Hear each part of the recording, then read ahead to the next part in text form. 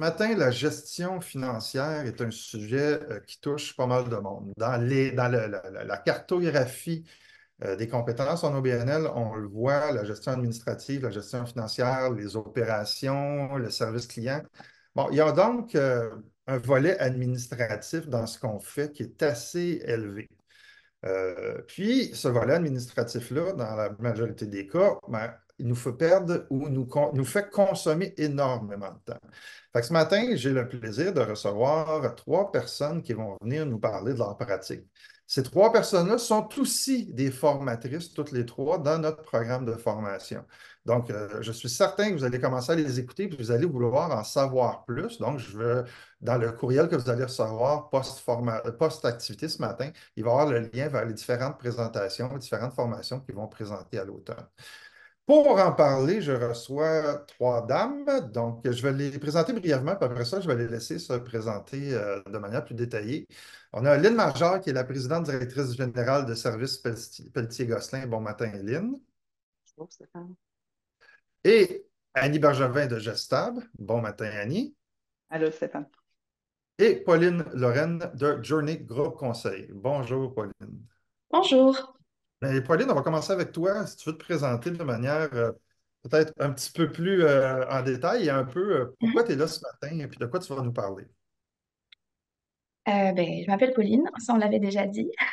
Moi, je travaille dans le milieu du conseil depuis plus de 8 ans. Donc, je fais du conseil en transformation, en stratégie. Je suis aussi fière cofondatrice de Journey depuis 3 ans maintenant. Puis dans ce cadre-là, on accompagne des OBNL puis des entreprises engagées dans des démarches pour les aider à se structurer, à être plus efficientes de l'intérieur, dans le fond. Fait qu'on on a développé des méthodologies qui se veulent très collaboratives et humaines pour essayer d'amener les gens à avancer par petits pas. Puis pourquoi est-ce que je suis là ce matin? Dans le fond, parce que c'est un sujet qui m'intéresse de proche et que je trouve que c'est super intéressant d'avoir des conversations ouvertes pour balayer ce sujet-là qui est vaste. Puis je pense qu'on aura l'occasion de le voir. Évidemment, je pense que chacun des points qu'on va aborder mériterait potentiellement On deux va heures de voir une discussion. heure. Une heure, ça ne sera pas Mais, assez. mais c'est On va ça. voir. Mais juste pour donner un petit overview, je trouve que la démarche est le fun. Fait que je suis très heureuse d'être avec vous Parfait. ce matin. Excellent. Annie, à ton tour. Bon matin tout le monde. Ça me fait plaisir d'être là. Alors, moi, je suis PDG de Gestab. Gestab, on est un bureau qui offre du service d'accompagnement comptable pour PME et OBNL. On est vraiment là pour faire la comptabilité opérationnelle de nos clients. On ne fait pas le service de fin d'année. Donc, on est vraiment là à tous les semaines, à tous les jours, à tous les mois avec nos clients pour les accompagner tout au long de l'année. OBNL, c'est à peu près 30-35% de notre portefeuille de clients actuellement. On est une équipe de 25 personnes, on a 6 CPA. Donc, à chaque fois que nos dirigeants, nos conseils d'administration reçoivent des états financiers, ils ont été vérifiés, révisés par des CPA dans notre équipe. Donc, le but, là, c'est qu'on arrive en fin d'année, puis tout est clean, puis vous avez vraiment en continu des bons états financiers. Puis, on travaille avec des clients partout à travers le Québec et la gestion documentaire, la façon de s'organiser maintenant avec le sans-papier nous permet facilement de le faire. Alors, j'espère pouvoir amener ce petit côté-là aujourd'hui, là, du chapeau comptable dans la discussion. Je trouve ça intéressant ce que tu dis, Annie, parce on voit encore les gens qui ont une perception qu'il faut que les gens qui engagent soient dans leur région, puis on se rend compte que c'est plus nécessairement le cas, là. Fait que ça rouvre les bassins aussi de fournisseurs éventuels puis de partenaires éventuels. Et Lynn, on Exactement. termine avec. Alors, bonjour tout le monde. Très contente également d'être là ce matin. Puis je pense que le soleil est avec nous aussi. Donc, j'espère qu'on va passer une belle heure. Lynne Major, PDG de Service Pelletier-Gosselin. On est une firme de gestion pour OBNL. En fait, on offre un soutien administratif aux organismes non lucratifs depuis bientôt 40 ans. Donc, en 2026, on fêtera nos 40 ans d'existence. Et ce qu'on fait, c'est on accompagne le conseil d'administration, mais on fait tout le support administratif, la gestion des listes de membres, mise à jour des sites web, création de visuels. On fait également tous les événements qui sont en partie reliés aux organismes, formation, AGA, cocktail, gala. Également, on a un service conseil maintenant qui est aussi de la révision de statut règlement, gestion des politiques, rédaction de politiques. On vous accompagne, on peut accompagner les organismes dans des mandats externes à ce niveau-là. Et je crois qu'aujourd'hui, ben, peut-être un seul truc ou une astuce qui vous aidera à gérer votre temps efficacement ou à au moins réduire la perte de temps, surtout dans la gestion documentaire. Là, j'ai quelques petits mots pour vous là, ce matin. Ah, on s'en va là, on s'en va là. Écoutez, quelques éléments de contexte. Quand on a réfléchi ce rendez-vous-là, on est parti de 4 constats. Le premier constat, c'est de dire que la gestion d'OBNL, ça implique une forte quantité de processus administratifs, puis de dire en bon français de paperasse. L'autre élément qu'on on est tout à fait conscient, c'est que dans beaucoup d'organisations, il y a des quand même d'assez forts taux de roulement. Donc, l'expertise, les papiers, les dossiers, ça se perd. On se rend compte aussi que le manque d'efficacité, ça amène des pertes de temps. Puis aussi, c'est drôle à dire, là, mais des pertes de revenus aussi, puis peut-être des fois du gaspillage de ressources financières aussi. Et finalement, ben, tout ça amène un impact sur votre temps personnel. Donc, votre qualité de vie au travail est affectée. Donc, si je pars avec un petit peu notre première question, mesdames, on va regarder certains éléments, puis je veux avoir vos trucs et vos astuces. Puis on va commencer avec toi, Lynn, puis exactement avec ce sujet-là, la gestion documentaire. Qu'est-ce que, quelles sont les bonnes pratiques par rapport à ça que tu voudrais partager ce matin? Eh bien, souvent, on arrive dans une organisation comme direction générale. Les premiers constats qu'on fait, c'est les documents, on les cherche. On perd du temps à chercher nos documents. On ne sait pas qui les a. Donc, souvent, on ne sait pas ce qui existe puis ce qui devrait exister. Donc, on trouve dans l'astuce que j'ai développée avec la gestion documentaire, c'est de dresser un inventaire. Ce qui est important, c'est de dresser un inventaire de ce qu'on a comme documents, mais surtout la nature. Est-ce qu'ils sont papier? Est-ce qu'ils sont électroniques? Après, c'est de voir également, qui a ces documents-là? Qui dispose? Est-ce qu'on a un SharePoint? Est-ce qu'on a un serveur infonuagique? Est-ce qu'il y a des gens qui en ont dans leur sous-sol, dans des caisses d'archives? Il faut vraiment faire cet inventaire-là. Ça nous permet de vraiment savoir où sont nos documents et ce qu'on a comme documents. Après, il faudrait établir une structure, donc, de voir comment on peut structurer cette documentation-là pour la rendre efficace. Et j'ai comme principe que des fois, pour éviter de perdre du temps, il faut en investir du temps. Fait que, ce matin, je sais que les gens vont dire, ben ouais, tu me demandes de prendre 1 heure, 2 heures par semaine pour faire cet inventaire-là ou X temps dans le mois, mais vous allez sortir gagnant au bout du compte parce que vous allez vraiment avoir fait, permettez-moi le terme, un mapping de tout ce que vous avez comme document à l'intérieur de votre organisation. Et puis après, c'est de déterminer aussi, puis d'avoir une dénomination pour les documents parce qu'au fil du temps, selon le nombre d'années d'existence de votre organisation, les gens ont nommé les documents probablement de différentes façons parce que pour eux, ça leur parlait. Donc, je pense qu'il faut établir aussi une façon de nommer les documents pour que la personne qui, tu sais, on n'est pas tout le temps là, même moi ici à l'entreprise, il faut que mes employés puissent trouver les documents. Quand on les nomme, on s'entend sur une façon de nommer et puis de déterminer aussi la conservation de ces documents-là. Donc, est-ce qu'ils sont pérenne dans le temps? Est-ce que c'est quelque chose qu'on utilise juste une seule fois? Définir son temps d'archivage aussi, comment on va établir nos archives, parce qu'il y a des documents qui sont légaux, officiels, qu'il faut conserver toute la durée de vie de l'organisation. Et il y en a d'autres, puis Annie pourra peut-être en parler tantôt au niveau comptable, où il y a des prescriptions, des délais de prescription pour la conservation. Donc, à ce niveau-là, il faut aussi voir également à établir une politique de conservation des documents ou d'archivage des documents. Fait que moi, ça serait essentiellement ça. Comme je le dis, ça demande du temps. Il faut prendre le temps de le faire, mais une fois que c'est fait et que c'est établi, ben, on sauve énormément de temps. On est plus efficace, puis on permet à notre équipe de travail aussi de se retrouver facilement. Puis l'intégration des employés, Pauline pourra en parler aussi, ça devient plus facile d'intégrer des nouvelles personnes dans l'équipe de travail. Annie. Oh, ben vas-y, Pauline, tiens. Sur la gestion documentaire, Oui. ouais, je pense que Lynn a fait un bon tour là. Ben, honnêtement. Désolée. C'est la- Mais tu sais, c'est correct, là. Mais tu sais, les bases de bonnes pratiques, je pense que tu les as nommées, là. Je vais me garder des petits Exact. cues pour plus tard. On va te garder d'autres questions, Pauline. Il y en a en masse ce matin. Je peux Annie, peut-être est-ce que tu voulais... ouais, je vais renchérir dans le fond. Moi, je suis assez pratico-pratique, donc c'était vraiment super, Lynn. Tous les points que tu as mentionnés, je les aurais dit. J'irai une coche plus loin. À nous autres, même dans la formation que j'offre avec Espace au BNL, je le donne en annexe là, après la formation, mais on a vraiment développé une nomenclature de fichiers, de dossiers qu'on utilise à l'interne pour vraiment distinguer les documents qui ont une durée dans le temps.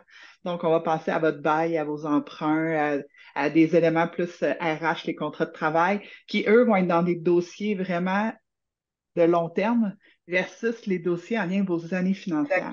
Puis même souvent, vos années financières sont du 1er avril au 31 mars, alors que, par exemple, la paye est du 1er janvier au 31 décembre, donc va chevaucher deux périodes d'années financières.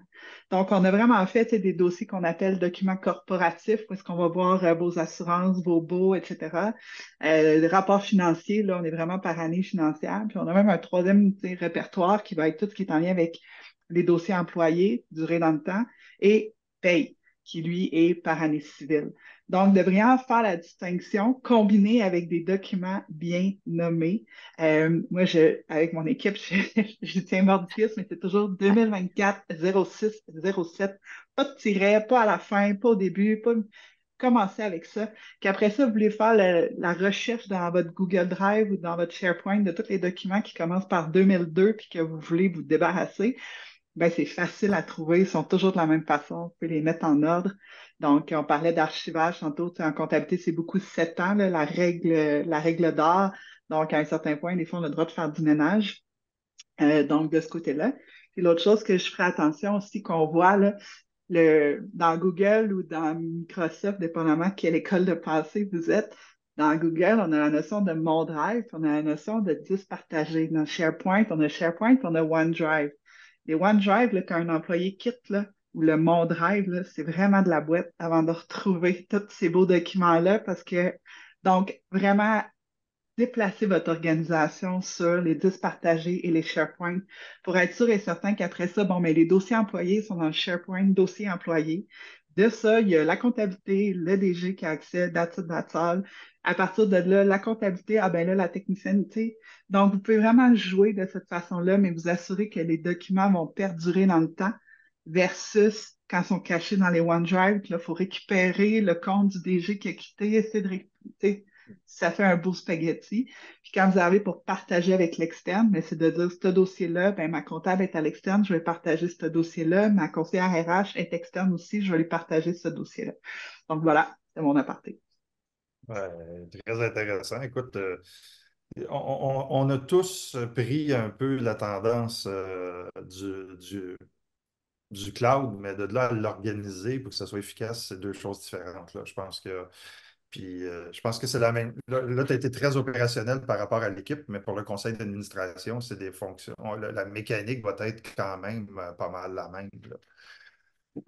Une fois qu'on a parlé un peu de gestion documentaire, puis le temps file, mais j'aimerais ça qu'on parle un peu plus aussi de la reddition de compte, parce que la reddition de compte, tu sais, à peu près, je pense que dans les réclamations, les pressions qui ont été faites par différents groupes ont beaucoup été vers le fait d'uniformiser, réduire.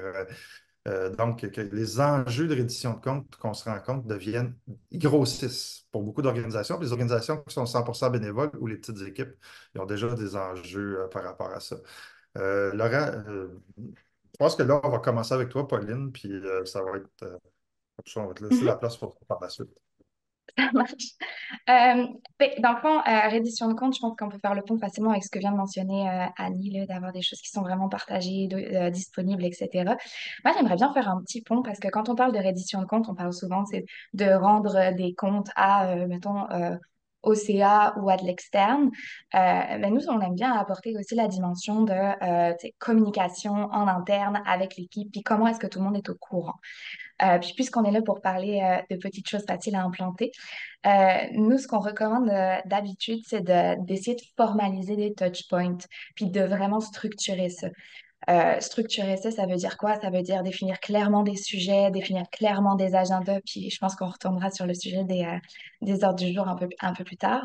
Mais structurer, définir des touchpoints avec l'équipe de façon régulière, par exemple, ça peut être une fois par semaine, on prend 15-30 minutes, toute l'équipe ensemble, pour faire un tour des sujets à partager.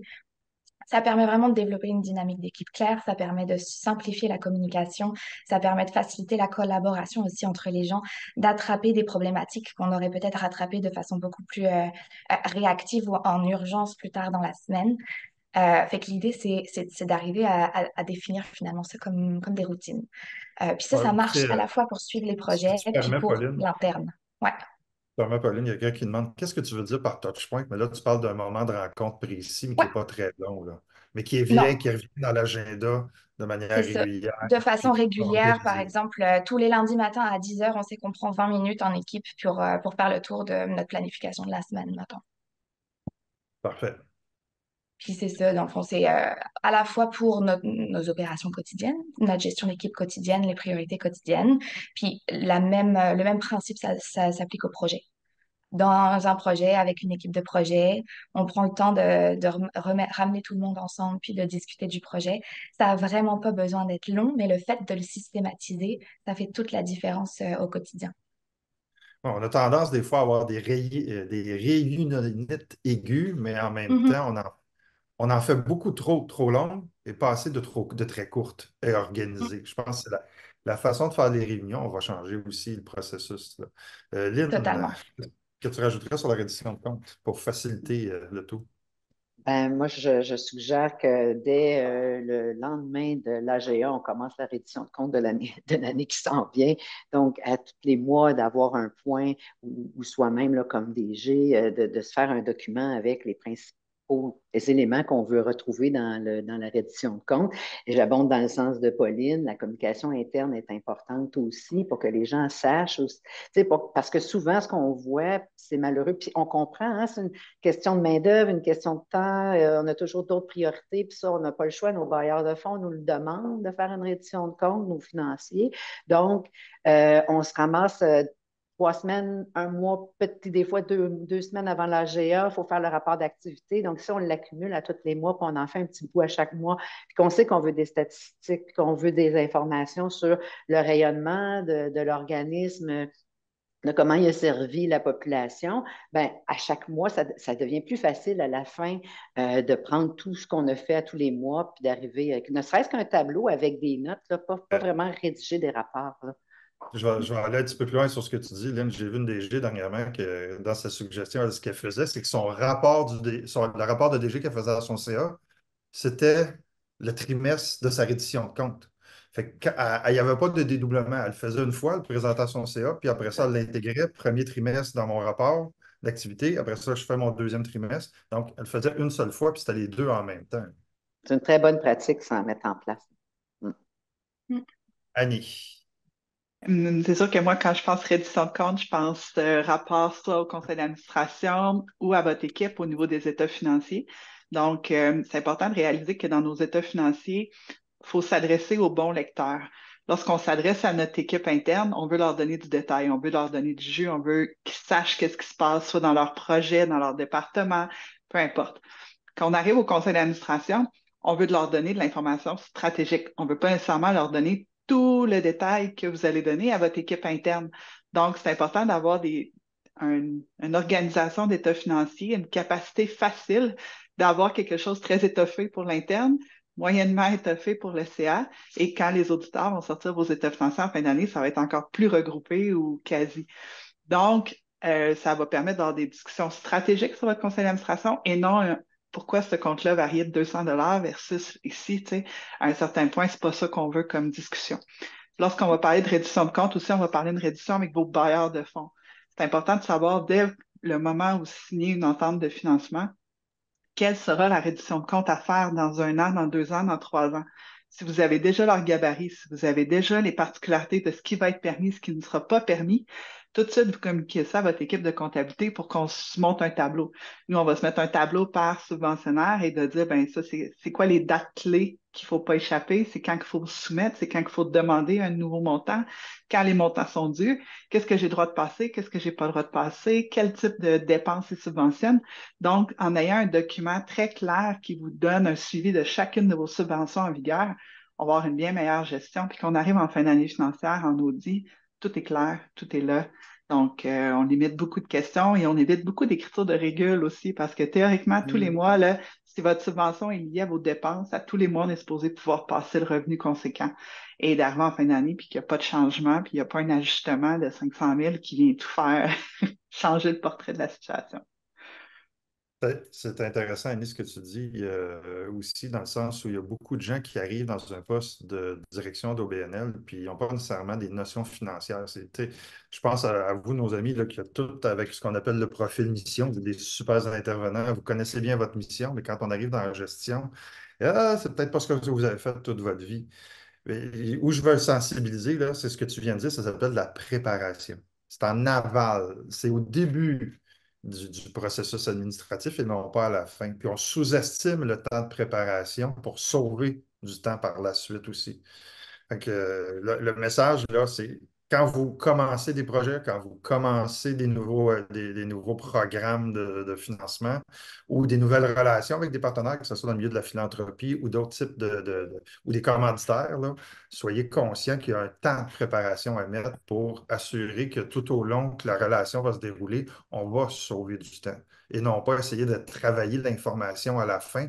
Là, vos comptables sont obligés de vous facturer des heures supplémentaires puis du temps pour trouver l'information rendue à la fin, là. Je pense que c'est un message important d'arriver avec un élément de préparation. On a parlé de gestion documentaire, on a parlé un peu de reddition de compte. Bon, on va parler du capital humain, les employés, les fameux dossiers d'employés, les dossiers de CNESST, les fiches de paie, En tout cas, je pourrais nommer, là. Quels sont vos trucs par rapport à ça? Annie, je vais commencer avec toi pour l'instant, pour tout de suite. Mais j'irais dans le même sens que tout à l'heure, que ce que je mentionnais, que c'est vraiment important d'avoir des dossiers employés clairs. Moi, je pensais qu'on arrive en fin d'année, en audit, il y a toujours les fameux tests de salaire qui vont vous demander de confirmer quels sont les salaires.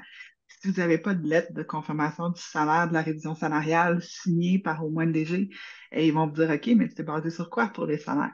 Donc, c'est des documents qui prennent quelques minutes à faire, mais avec des petites notions comme le publipostage, où est-ce qu'on a une liste d'employés, qu'on connaît qu'à une lettre, puis les lettres se sortent quasi facilement.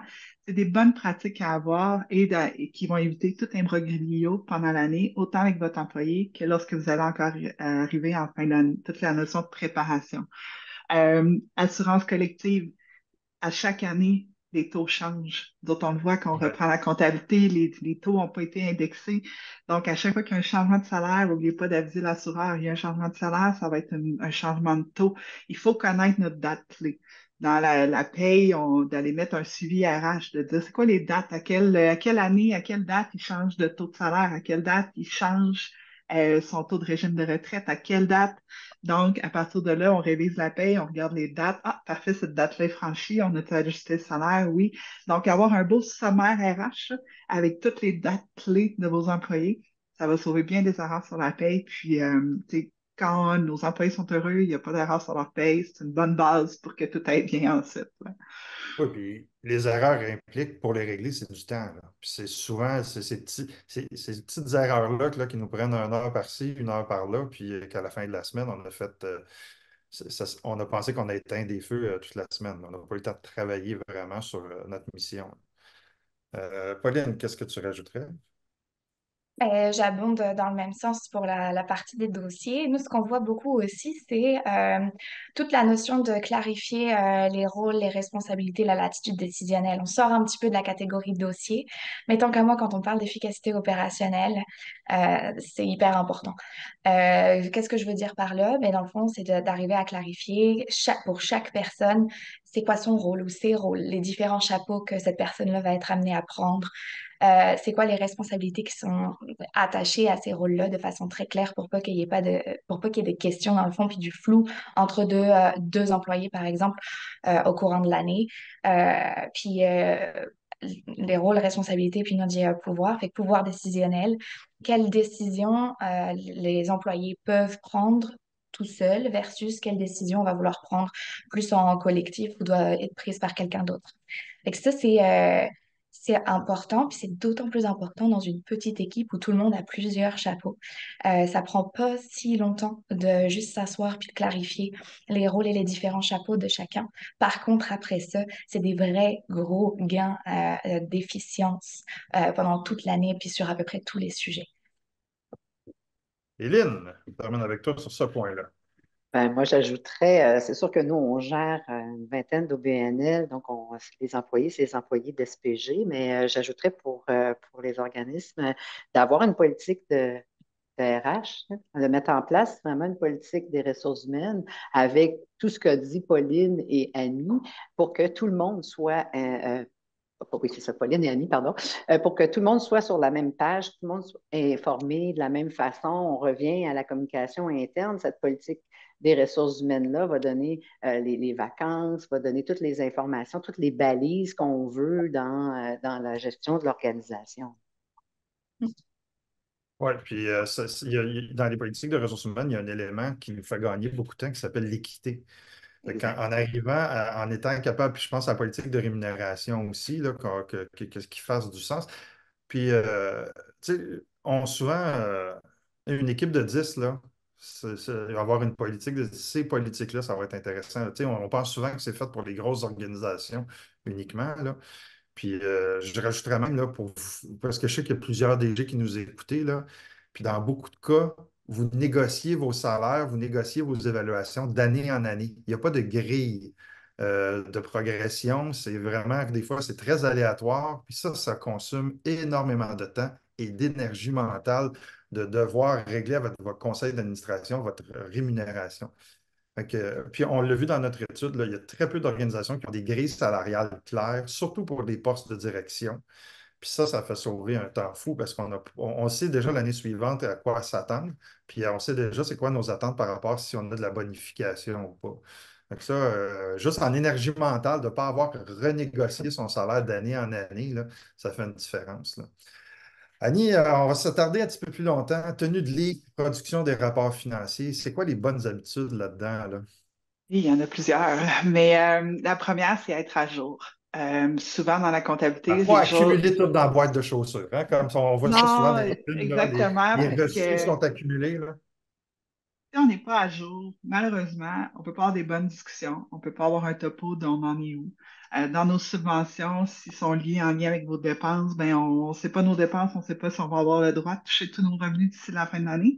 Si je l'apprends juste le 31 mars que j'avais pas assez de dépenses en lien avec ma subvention, ben on vient de laisser de l'argent sur la table, alors que pourtant on aurait dû avoir besoin de cet argent-là pendant l'année parce que on a écouté notre équipe, il y avait plein de beaux projets en vigueur. Donc, être à jour, c'est ultra, ultra important. Des fois, la raison qu'on n'est pas à jour, c'est qu'on ne se sent pas outillé, on n'a pas les connaissances ou on n'a juste pas le temps non plus. Donc, des services comme le nôtre, il y a des travailleurs autonomes partout au Québec qui font de la comptabilité de la tenue de livre, des entreprises comme nous, il y en a tout plein d'autres. Super important, venez cogner à notre porte, à quelques heures par semaine, par mois. Des fois, c'est ce qui va faire la différence, puis vous allez vous sentir outillé. Puis tranquillement, on peut même vous former à utiliser les outils. Avec tous les outils qui existent maintenant, on peut aller sur des solutions cloud, qu'on va être en ligne, qu'on va pouvoir partager l'information. Vous allez pouvoir faire un bout, on peut faire l'autre, et ensemble, on va arriver au résultat final. Euh, L'autre chose aussi, c'est de comment vous allez présenter votre information financière. J'ai parlé de présentation pour le CA. Et oui, c'est bien beau vos produits, vos charges de l'année, mais on les compare avec quoi? Est-ce qu'on les compare avec l'année d'avant? Est-ce que c'est reflet avec votre budget? Mais un budget, on le fait au mois de février, là, rendu au mois de septembre, il y a bien des choses qui se sont passées. Donc, il faut amener une notion de projection. C'est où je crois être au 31 mars de l'année suivante. Puis de donner l'information au conseil d'administration, de dire, ben, cette année, là, j'ai un petit enjeu ici, j'ai un poste que je ne risque pas à qui est vacant. Par contre, cet argent-là, je vais l'utiliser, je vais aller me chercher des ressources externes pour compléter les besoins. Donc, c'est de l'information que vous pouvez partager. Euh, Même dans certains conseils d'administration, on fait une projection, puis quand on arrive au conseil d'après, on ne regarde plus le budget, on regarde plus la dernière projection, on regarde la nouvelle projection, puis on la compare juste à la dernière qu'on avait présentée pour dire, ben, je vous ai raconté l'histoire de où on en était dans notre organisation au mois de septembre. On est rendu en décembre. Qu'est-ce qui a changé depuis septembre? Et non, on refait l'histoire jusqu'au début de l'année pour renoter tous les changements qu'il y a eu. Donc, c'est toutes des bonnes pratiques qui vont amener des belles discussions et vous assurer d'avoir les deux mains sur le volant pour bien mener vos opérations financières. Et c'est ça, donc vraiment aller en ce sens, puis assurez-vous aussi que vos comptes de grands livres, votre charte comptable, elle vous parle. Si vous ne comprenez pas que votre personne à la comptabilité met dans ce compte-là, puis vous ne savez pas pourquoi ce compte-là est là, il n'est pas correct. Là, tu sais.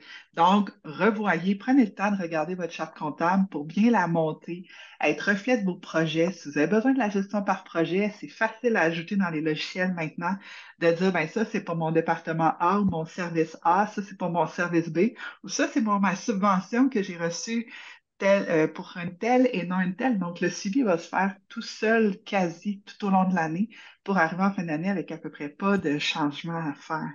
Donc, ultra important de maîtriser votre charte comptable et qu'elle vous donne les bonnes informations financières que vous avez besoin pour piloter et avancer.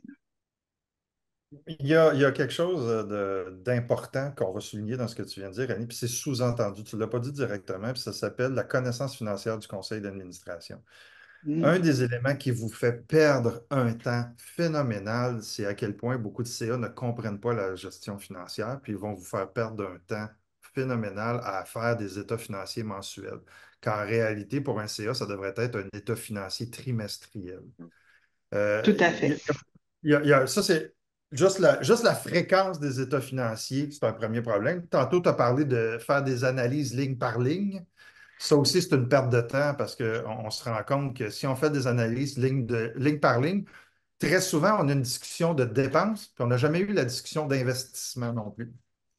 Fait que où je veux en venir avec ça, c'est que une des façons les meilleures pour faire améliorer votre gestion du temps, c'est de vous assurer que votre conseil d'administration est en mesure de faire une lecture des états financiers et de les comprendre. Donc, d'investir dans le développement des compétences de vos administrateurs pour que vous ayez le même langage. Ça, je pense que c'est essentiel. Dans le chat aussi, il y a quelques discussions reliées aux grilles salariales. Je vais ramener un autre élément de gouvernance par rapport à ça. Je veux que vous gardiez en tête que les grilles salariales, vous devez vous poser une question. Est-ce que c'est une grille qu'on fait en comparaison? Donc, est-ce qu'on s'oriente en fonction des chiffres qui sont existants de notre industrie ou de notre secteur géographique ou votre secteur de mission? Ou si on se dit, ben, nous, comme organisation, on veut offrir plus pour être plus compétitif. Je vois beaucoup d'organisations qui se contentent de dire, ben, on va faire à peu près ce que tout le monde fait, mais ils ne sortent pas du lot. Donc, ils continuent à avoir des enjeux par rapport à la pénurie de main-d'œuvre aussi. Puis, ils ont des enjeux aussi par rapport à la négociation des ententes de travail avec chacun des employés. Autre question qui est passée deux fois, puis je vais le redire, et je le redis d'habitude tout le temps, l'enregistrement d'aujourd'hui va être disponible à l'automne. D'habitude, c'est quelques semaines plus tard, mais là, avec le congé de l'été, ça va être un petit peu plus tard.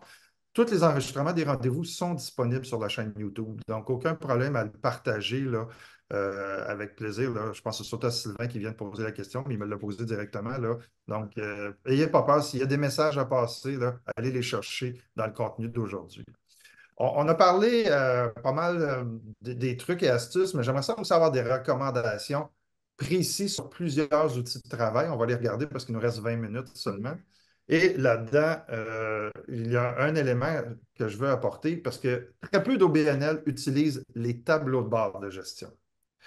Lynn, je veux t'entendre, puis après ça, on va aller à Pauline par rapport à ça. Oui, ben c'est vrai que même nous, à l'intérieur de nos clients, très peu l'utilisent, le tableau de bord.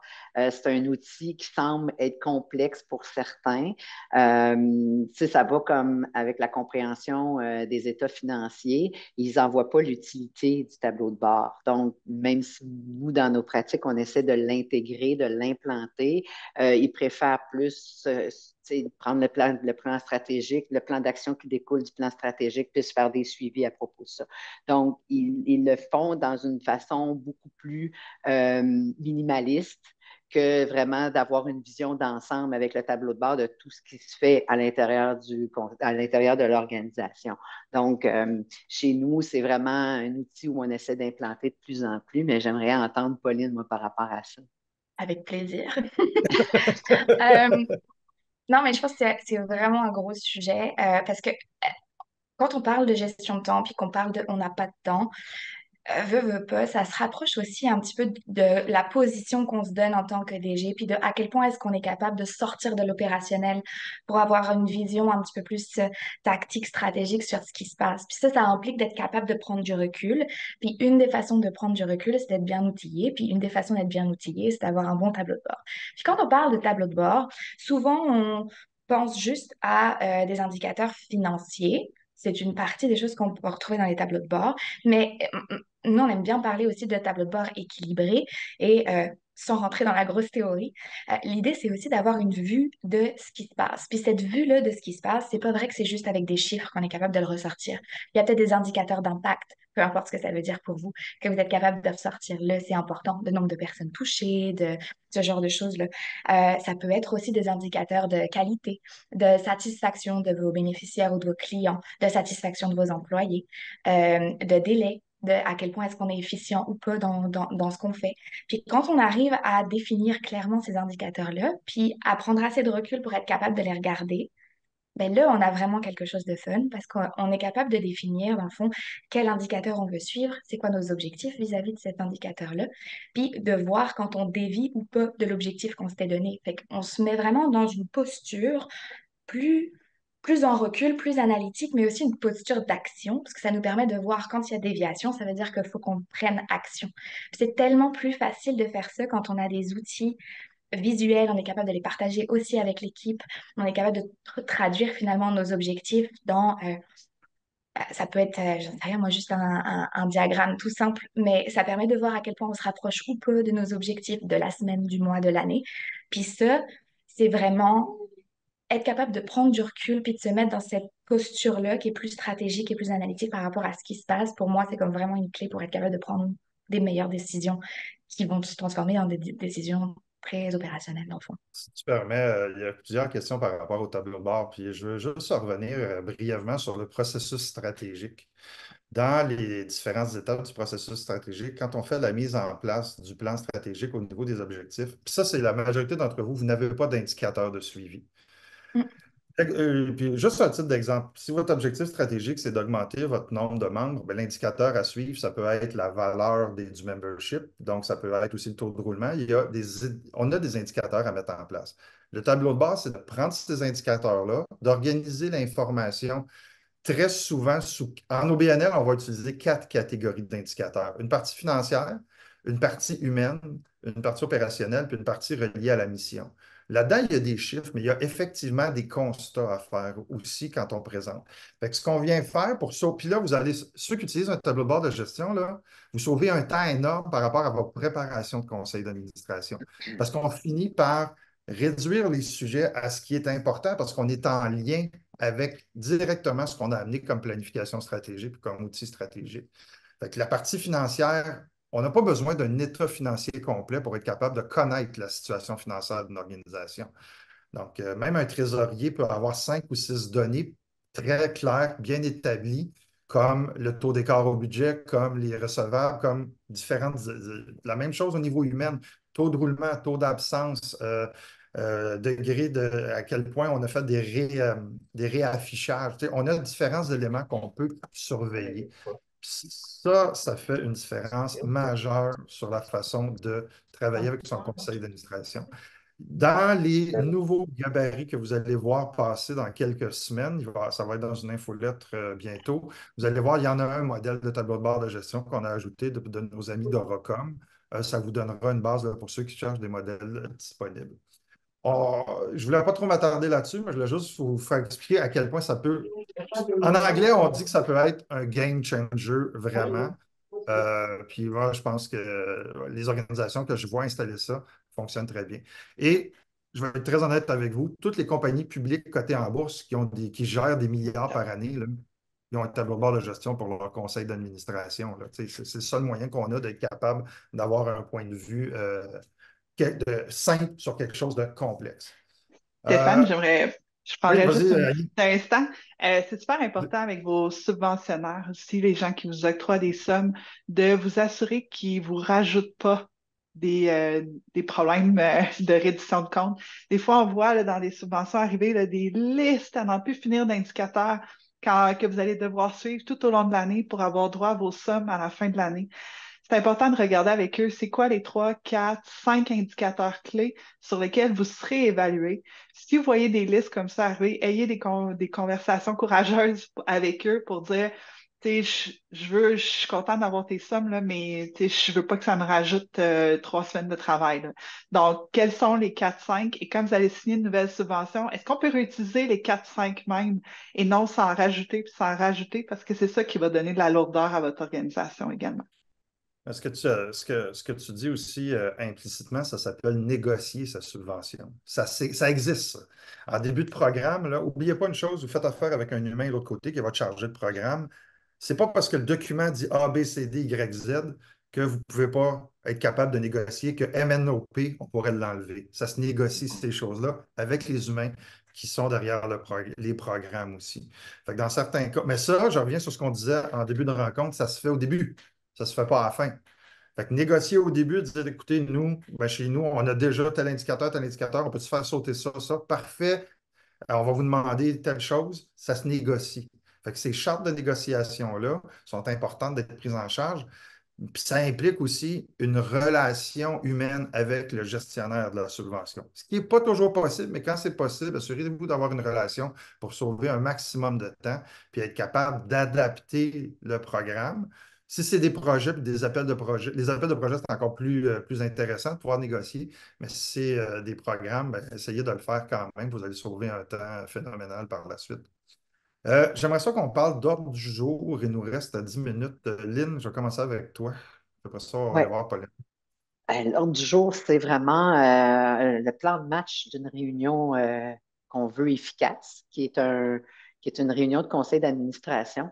Donc, l'ordre du jour ne doit pas être vraiment, si vous faites un copier-coller de votre dernière réunion, ça ne vous permet pas de réfléchir, ça ne vous permet pas de sauver du temps, au contraire, parce qu'il y a des sujets qui vont arriver à brûle-pourpoint, il va y avoir des urgences qui vont arriver. Donc, il faut vraiment préparer notre ordre du jour pour la prochaine réunion. Et souvent, l'item varia va servir à ça. On va mettre de l'information ou sujets divers ou autres, là. Varia, on l'utilise de moins en moins, on utilise plus divers, donc au sujet divers. Ces points-là vont vous servir à préparer la prochaine rencontre parce qu'une rencontre de conseil d'administration, c'est une rencontre où les gens prennent des décisions collectivement. Et ces gens-là qui sont autour de la table ont des agendas aussi chargés ou ils sont occupés. Ou bon. Donc, on ne veut pas faire des réunions avec 15 points à l'ordre du jour. Là. Souvent, on veut les faire en 2 heures, on veut être efficace, on veut être en plus, on les fait de façon virtuelle de plus en plus. Là, j'en vois de moins en moins, moi, en présentiel. Donc, ces rencontres-là sont importantes. L'ordre du jour va vraiment vous servir à mettre les points sur lesquels vous voulez discuter, prendre des décisions, réfléchir, donner de l'information. Il sert vraiment à atteindre les objectifs d'une réunion là, où on sort de la réunion. Puis je le vois aussi de plus en plus, on vient mettre un qualificatif. En fait, on vient mesurer le degré de la réunion aussi à la fin. Est-ce qu'on est satisfait de notre réunion? Est-ce qu'on a atteint tous les objectifs qu'on voulait atteindre? Qu'est-ce qu'il y aurait à améliorer? Ça commence aussi à s'intégrer de plus en plus dans certains conseils d'administration. Donc, l'ordre du jour, c'est un document très, très important. Puis, puis les urgences, les fameuses urgences que les gens ont, il y en a souvent qui disent ben là, il faudrait le traiter aujourd'hui à l'ordre du jour. Ben, si on n'a pas toute l'information pour prendre la décision, à moins que ce soit vraiment une urgence qui a un impact catastrophique sur l'organisme, oui, on va le faire, mais sinon, on demande plus d'informations, on demande à se préparer, puis comme ça, on ne passe pas des sujets qui étaient déjà établis et prévus là, à traiter durant la rencontre du conseil. Il nous reste que 10 minutes. Moi, j'irai déjà, parce que je sais que vous êtes là toutes les trois, vous avez plein de choses à dire. Puis encore là, je tiens à souligner que ce qu'on vient de dire, là, vous le couvrez dans vos différentes formations. Hein. Donc, Ce n'est qu'une mise en bouche aujourd'hui, mais si vous êtes intéressé à en savoir plus, là, on va vous envoyer la petite liste des formations. Puis il y a plusieurs éléments qui vont vous aider de le faire le tout de manière beaucoup plus efficace. Puis des fois, c'est pas juste comment on le fait, des fois, c'est la pratique au complet qui est à revoir. Et gardez en tête que les OBNL, dans bien des cas, on pense que c'est des organisations flexibles, mais c'est souvent des organisations résistantes au changement. Fait que des fois, vous avez des pratiques, ça fait 20 ans que vous traînez, puis ils vous ralentissent d'une manière phénoménale dans tout ce que vous faites. Moi, j'aimerais savoir si vous aviez un conseil de gestion à donner à quelqu'un qui arrive en poste, ce serait quoi? Je commencerai avec Lynn, après ça, Pauline, puis on finira avec Annie. Ben, moi, c'est la façon que je le vois, c'est vraiment. D'abord, un éléphant, ça se mange une bouchée à la fois. Quelqu'un qui arrive en poste, là, il faut prendre le temps de regarder ce qui se fait, de ce qui s'est fait. C'est sûr qu'on a toujours de bonnes intentions de vouloir améliorer des processus. Et tu viens de le dire, Stéphane, des fois, on est confronté à des gens autour du conseil d'administration qui sont là depuis plusieurs années, qui ont leur façon de faire. Fait qu'il faut faire attention, il faut ménager les susceptibilités de certaines personnes. Donc, moi, je dirais prendre le temps de regarder ce qui se fait, de ce qu'il y a, de ce qui existe au niveau documentaire. Vous allez sauver un temps fou juste d'avoir cette espèce de cartographie de ce qui existe dans votre organisation. Puis après, vous allez pouvoir ramener des choses puis de voir quel est l'essentiel, c'est où il faut mettre nos énergies pour faire une amélioration qui va avoir un impact considérable sur la gestion, l'efficacité et l'économie de temps et d'énergie. Et pensez à votre charge mentale. Pour moi, ça, c'est un principe fondamental. Qu'est-ce qui est ma plus grande charge mentale dans l'organisation actuellement? Puis attardez-vous à ça. Commencez à réfléchir là-dessus. Puis là, vous allez trouver des solutions puis des outils qui vont vous permettre de la réduire, cette charge mentale-là, puis d'être un peu plus efficace. Tu sais, l'efficacité, c'est quelque chose qui est mesurable, mais on n'est pas obligé d'être performant dans l'efficacité. Hein? Comme je le dis, un éléphant, ça se mange une petite bouchée à la fois.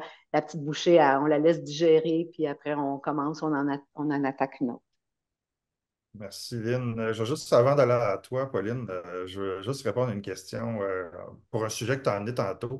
Il y a quelqu'un qui demande comment instaurer un touchpoint ou une rencontre d'équipe quand l'horaire est atypique et varié. Puis ça vaut-tu même la peine de le faire s'il manque des gens?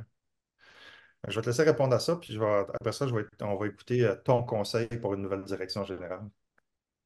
Ben, si vraiment il y a zéro moment dans la semaine où tout le monde est capable d'être disponible 15 minutes, oui, ça vaut quand même la peine de le faire même s'il manque des gens.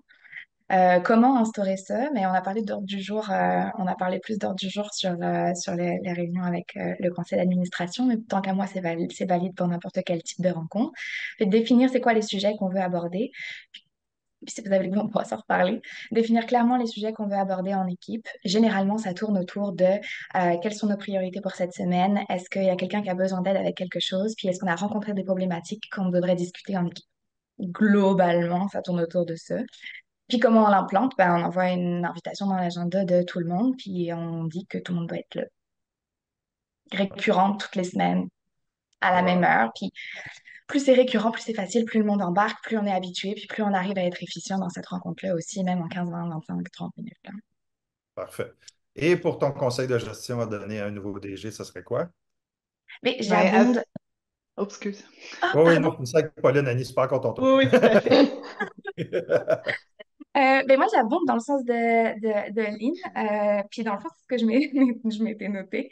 Mais de vraiment prendre le temps de prendre du recul, puis d'identifier, parce que on a trop tendance à essayer de sauter en mode solution, sauf que à essayer de trouver des solutions tout le temps, on fait juste patcher puis se rajouter des choses finalement. Et quand on prend vraiment du recul, quand on prend le temps d'identifier les vraies problématiques, après ça, c'est rendu facile de trouver les solutions qu'on est capable de mettre en face de ça. Ça, c'était pour rebondir. Puis mon conseil, ce serait de bien vous entourer. On a trop tendance à essayer de se mettre tout sur les épaules en pensant qu'il faut tout qu'on sache faire et tout qu'on fasse tout seul. Puis premièrement, c'est faux. Deuxièmement, c'est pas le plus efficace. Troisièmement, vous allez vous brûler, puis vos équipes vont même pas être tant impliquées là-dedans, puis tout ça. Vaut mieux comme miser sur vos forces, miser sur les forces de vos équipes, regrouper vos équipes autour d'une problématique. C'est pas parce que vous avez un poste, par exemple, de direction générale, de gestion pas tout à fait, de direction générale que vous êtes obligé d'avoir toutes les réponses avant d'arriver. Vous entourez aussi avec d'autres DG. aller chercher des conseils de gens qui sont passés par cette situation-là avant vous, puis vous entourer aussi évidemment de gens qui sont capables de vous aiguiller. Il y a énormément de ressources en ligne, il y a énormément de ressources aussi sur le site d'Espace OBNL. Et, et puis on est tous là pour vous aider, et puis on n'est pas les seuls. Oui, puis ce que tu dis est important. Des fois, on se dit, ah, je n'irai pas chercher d'aide parce qu'on est une petite équipe, nos ressources sont limitées, mais on entretient une problématique parce qu'on n'est pas capable de sortir de notre boucle qui tourne. Donc, pas aller chercher d'aide, ça veut dire qu'on va continuer à être une petite équipe. Puis donc, qu'est-ce qu'il faut briser pour changer ce qui se passe dans notre organisation, pour assumer une croissance, assumer aussi d'amener d'autres gens à contribuer aussi. Ouais, puis Annie, on diminuer la termine. charge mentale Oui, aussi, là. oui, et la charge mentale aussi, oui, effectivement. Là, on termine avec toi, avec ton dernier ton conseil de gestion donné au nouveau DG, ça serait quoi? Assurément, j'allais dans le même sens que Pauline est allée, savoir s'entourer. La comptabilité en PME est vraiment plus simple que la comptabilité d'OBNL. Les OBNL, vous avez tellement de particularités dans votre comptabilité que c'est pas vrai quelqu'un qui vous dit, ben non, c'est super facile à faire parce que dès que la notion de subvention embarque, dès que la notion d'apport reporté embarque, c'est ultra compliqué et va changer tout le portrait de votre comptabilité tout au long de l'année. Donc, vraiment important de connaître vos limites au niveau de la TPS, la TVQ, tout est différent également, beaucoup de particularités. Alors, sachez vous entourer de ce côté-là pour être bien appuyé et connaissez vos échéances. Malheureusement, lorsqu'on ouvre une Inc. ou qu'on ouvre un OBNL, il y a énormément d'échéances pendant l'année, que ce soit au niveau des retenues à la source, que ce soit au niveau des taxes, que ce soit le registraire des entreprises, que ce soit votre déclaration fiscale, que ce soit, il y en a une panoplie. Alors, très, très, très important d'avoir un tableau de suivi de vos échéanciers.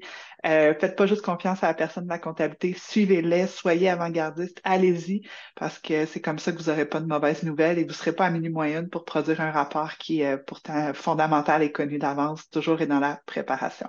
Alors, merci. Tu te dis produire un rapport, c'est encore la partie facile. C'est quand il faut que tu fasses un paiement et que tu n'as pas l'argent parce que tu ne l'avais pas prévu. Et là, ça devient encore plus difficile. Exactement. Et je pense qu'il n'y a pas juste l'élément du rapport là-dedans, il y a le fait qu'il faut avoir les sommes en banque pour pouvoir faire les versements. Puis ça, des Tout à fait. fois, la gestion du cash flow peut être compliquée là-dessus. Écoutez, mesdames, je vous remercie. C'est une heure qui passe excessivement vite, là. On est conscient. On a ouvert la porte de plusieurs pratiques pour sauver du temps. C'était vraiment un peu la thématique de ce matin. J'espère que tout le monde a apprécié. Je vous invite à reparticiper à nos activités au mois de septembre. Donc, on va continuer à vous préparer une belle programmation. Je le dis et je le redis, donc ces trois charmantes jeunes dames sont des formatrices. Donc, tout ce que vous avez vu et entendu aujourd'hui va être développé dans chacune des formations. Là, Lynn, je pense que tu en as trois, Annie, tu en as une ou deux. Pauline, il y en a deux qui s'en viennent. Donc, vous avez tous des éléments là, que vous allez pouvoir développer prochainement. Donc, je vous souhaite un bon été. On se retrouve dans les prochaines activités au mois de septembre. Puis profitez bien de l'été pour vous reposer. Bye bye.